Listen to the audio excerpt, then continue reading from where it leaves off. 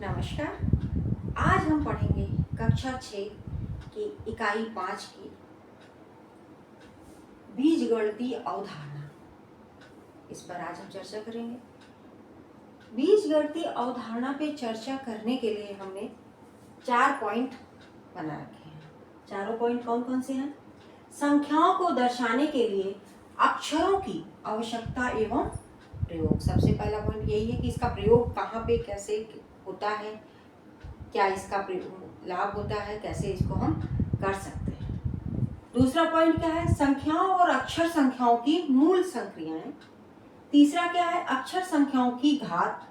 और चौथा चर और अचर संख्याएं हैं। इस पर अब हम एक पॉइंट पे हम चर्चा करेंगे। हम अंकगणित में संख्याओं और उनसे संबंधित सवालों को हल कर चुके हैं।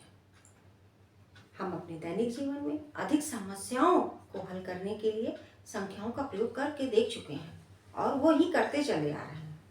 लेकिन इससे भी जो जटिल समस्याएं होती हैं, जो कठिन समस्याएं होती हैं, कई बार उनका अंकगणितीय माध्यम से हल नहीं निकल पाता है। तो इन समस्याओं को हल करने के लिए एक दूसरी विधि अपनानी होती है। उस विधि को हम क्या कहते हैं? बीजगणित कहते हैं। बीजगणित भी एक हमारी गणित की एक शाखा ही है। बीजगणित में क्या होता है? हम अपनी जटिल समस्याओं को सॉल्व करने के लिए, हल करने के लिए संख्याओं के साथ साथ अक्षरों का भी प्रयोग करते हैं और संख्याओं और अक्षरों को मिला करके हम सूत्र बना लेते हैं और उसके माध्यम से हम अपनी कठिन से कठिन समस्याओं को हल कर पाते हैं। संख्याओं के लिए अक्षरों का प्रयोग करके प्राप्त अक्षर संख्याओं पर भी गुणा, भाग आदि की संक्रियाओं को हम कर लेते हैं। अत्यंत रोचक भी है, बहुत ही अच्छा लगता है जब अक्षर और संख्या को दोनों को मिला करके हम जब सवाल करते हैं। जो उन समस्याओं को सॉल्व करने के लिए जितने भी विधि अपनाते हैं, बहुत मजा आता है इसको करने में। आप लोग इसको जब करेंगे तब देखेंगे। आप देखिए, जैसे ये एक प्लेट है, इसमें लड्डू रखे हुए हैं। एक प्लेट ये है, इसमें भी लड्डू रखे हुए हैं। हम जैसे कहेंगे कि इस प्लेट में कितने लड्डू हैं, आदमी बता देगा कि इसमें कितने हैं? 5। इसमें कितने लड्डू हैं? 5। कहेंगे इस प्लेट में कितने लड्डू हैं, तो इसमें आदमी बता देगा कि इसमें 4 लड्डू हैं। तो ये हमारी क्या है? संख्याएं हैं। ये हमारी क्या है? संख्याएं हैं। संख्याओं, अब अगर इसी तरह की अगर हम बात करें कि मेरे पास 45 रुपए हैं या मेरे पास 500 रुपए हैं और आपने मुझे कुछ रुपए और दे दिए, तो मेरे पास कुछ रुपए हो गए। तो जहां पे कुछ की बात आ जाती है, जहां पर कुछ की बात आ गई, वहां पे हम अक्षर का प्रयोग करने लगते हैं। जैसे मेरे पास 500 रुपए हैं और आपने मुझे कुछ रुपए दे दिए, तो मेरे पास अब कितने रुपए हो गए? यही कुछ जो होता है, यही अक्षर होता है। जैसे मेरे पास 500 रुपए थे और आपने कितने दे दिए? कुछ रुपए दे दिए। माना कि वो कुछ रुपए क्या हो गए? एक्स हो गया या का हो गया, कुछ भी। वहां पे अक्षर में हम लिख सकते हैं का, खा, गा, एक्स, वाई, जेड, कुछ भी लिख सकते हैं। तो आपने मुझे कुछ रुपए दे दिए, यानी कि एक्स रुपए दे दिए, तो मेरे पास कुल कितने रुपए हो गए? हमारे पास कुल कितने हो गए? 500 प्लस एक्स रुपए हो गए। अब जैसे इस प्लेट की बात करते हैं, इस प्लेट में 5 लड्डू हैं, मैंने कुछ लड्डू इसमें और रख दिए। वो कुछ हमें नहीं पता है, कुछ लड्डू इसमें और रख दिए। कुछ लड्डू हम मान सकते हैं का। अब इस का को, ये जो का है, इसकी संख्या हमें नहीं पता है। यही है अक्षर और संख्या की संक्रिया। अब इस प्लेट में कितने लड्डू हो गए? क्या हो गए? 5 प्लस 5 धन का लड्डू इस प्लेट में हो गए।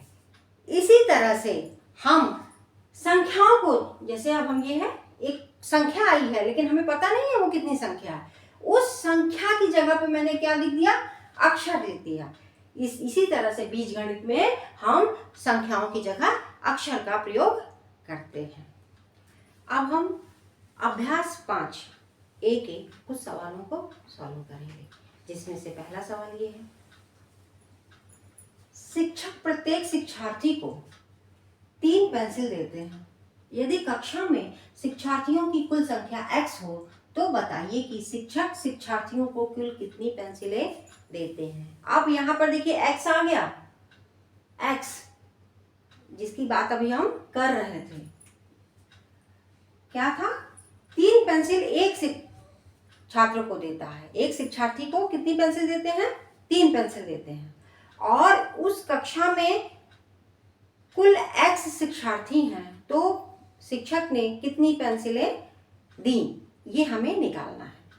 अभी जैसे हमें ये पता होता कि एक शिक्षक एक विद्यार्थी को 3 पेंसिल देता है तो 15 शिक्षार्थियों को कितनी पेंसिलें देगा, हम तुरंत निकाल लेते, 15 या 45, डायरेक्ट गुणा करके निकाल लिए।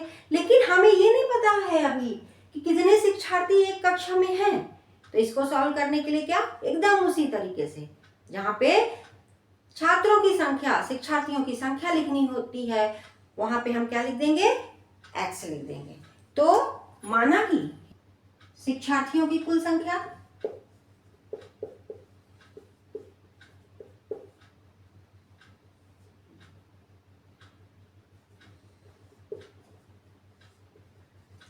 कुल संख्या कितनी है, x,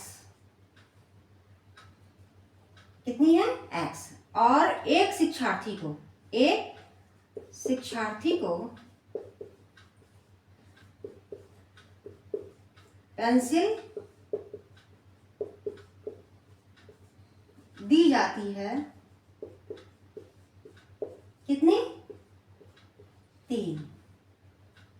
तो कुल पेंसिलों की संख्या हमें निकालनी है, कुल कितनी पेंसिलें देंगे, तो कुल पेंसिलों की संख्या